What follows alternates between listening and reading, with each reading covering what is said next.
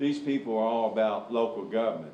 And not only do you have a great respect for both of these individuals that are upstanding, the legislators do as well. I can't tell you how many committee meetings that I've sat through and sat in and monitored that invariably someone from the panel, from the committee, would say, JD, what do you think about this bill? Where does KLC stand on this bill? And they do the same for Shelley. Shelley, where does KCO stand on this bill? And it doesn't make any difference if they come prepared to make remarks or not. Those legislators want to know where KLC and KCO stand on the bills. And so they have a great deal of respect for them too. And it's not easy being a lobbyist in Emerald City, you know. But these two are two of the best, and you should give them a round of applause anytime that you can. I've learned a great deal from them already. They may not know that, but you know, being a county judge and having served also 5 years as a magistrate prior to that, I like to fight every day for my county and to move them forward, to make progress. And so when I come to Frankfort, I wanted to continue that fight. And it was a little difficult sometimes standing aside and looking at the broader picture and learning how to get along with everyone and play in the sandbox.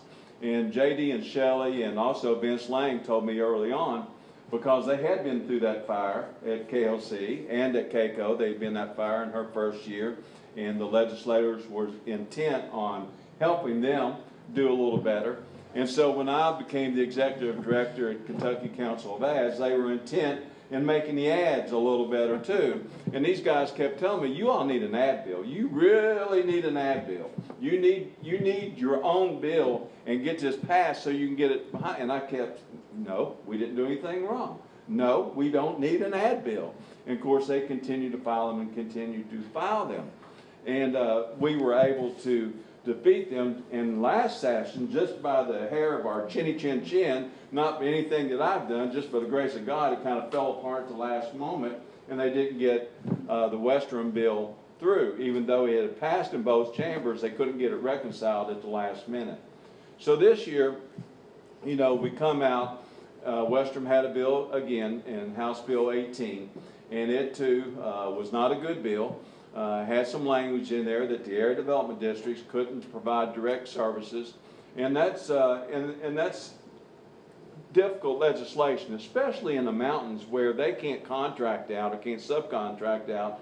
In many cases down there, they are now providing direct services, specifically into senior citizens centers where no one else can do it, or there is no one else. And so we got her to withdraw that bill this time. I will say that Representative DeCesare, Jim DeCesare out of Bowling Green, who filed House Bill 189, which is the bill that JD mentioned that ultimately was passed out of both chambers this time. We were able to work with him, as others were as well, and I found out that Representative DeCesare is a real stand-up guy. He is a real stand-up guy. He gave in on some issues that we had a little concern with, but at the end of the day, we were able to get that bill out, passed, and hopefully we have this trial behind us as well so that we can move on and do the things that area development districts need to be doing and providing services to senior citizens, to helping our work people that are out of work get back to work, all the things that you come here and live for that you do. So we were able to get that bill passed. House Bill 431 was another bill that was filed. I think Shelley mentioned Representative Duplessis filed that bill. And I'll just call it the JRA bill. You've probably heard my good friend Jennifer talk to you about that funding, the JFA funding that you all got a big reduction after you had passed the budget on July the 1st, and then we found out in December that you weren't going to get all those funds, and those funds had been shifted. And so Representative Duplessis tried to reconcile that with this bill, but unfortunately when it got heard in committee, there was a lot of confusion amongst the House members, and I'll have to say there was a lot of confusion amongst the area development districts. There was a lot of confusion amongst county judges. You know, county judges in the east part of the state who received a great deal of funds want to continue to get those funds. And so there was a lot of misinformation. that bill was assigned to rules. Usually when they go to rules, they don't come out, and it died there. And so that's what happened to House Bill 431. J.D. Cheney, in hearing and listening to his remarks, he likes statistics as well as I do. And you know, I look back on this session after it was over, and I got to thinking, as evidently as he did, just how many bills were filed in the last decade. You know, how much legislation was filed in the last 10 years. And I look back, and Shelley said, "Did you count them on?" I said, "I sit down and counted every one of them." Over 8,000 bills were filed in the last decade. 8,000. You know, do we really need 8,000 laws? And then that got me thinking, you know, well, just how many were passed? How many were signed into law? And JD gave the statistic, about 11% on average. Now, you know, if we had a basketball team and you had a guy that was shooting 11% from the free throw line, would you send him there? Probably not. You know, that would be failure, wouldn't it? 11%. It would be failure. Same way, you know, if you had a batting average, would you want to put a guy in the lineup that batted 110? I don't think so. But this is the General Assembly that we're talking about, folks. Okay? So, when he says that 24% of the bills that were passed, that is remarkable. It was absolutely remarkable that 24% of the bills that were filed during this session passed out and were signed into law. So when you compare this General Assembly session to all the other sessions, from a numerical standpoint, this was a very successful session. Now, he was a little bit modest. I'm not going to be so modest. This session didn't start in January. It started last November. As soon as the Republicans took control of the House, and they just didn't take control of the House, they won all the expected seats. They also won some unexpected seats. And so they went into this session with a supermajority.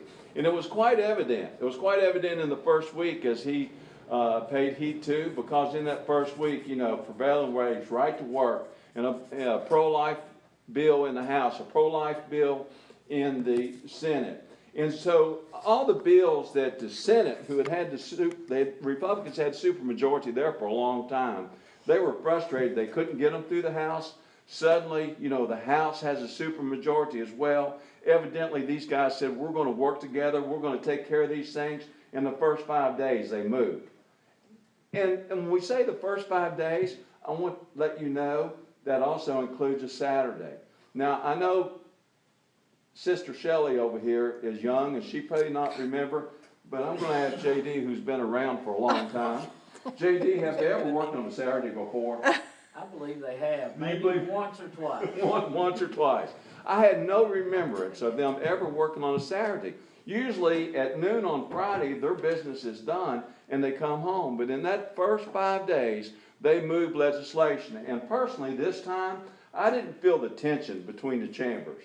You know, they got along swimmingly well. The tension wasn't there. Now, there could have been times that there might have been a little miscommunication between the legislative body and the executive branch, the governor's office, possibly. You know, sometimes I'm not sure exactly where the governor wants to take us as well. But in regard to this legislation, both ends of the chambers got along tremendously well, and they got things done.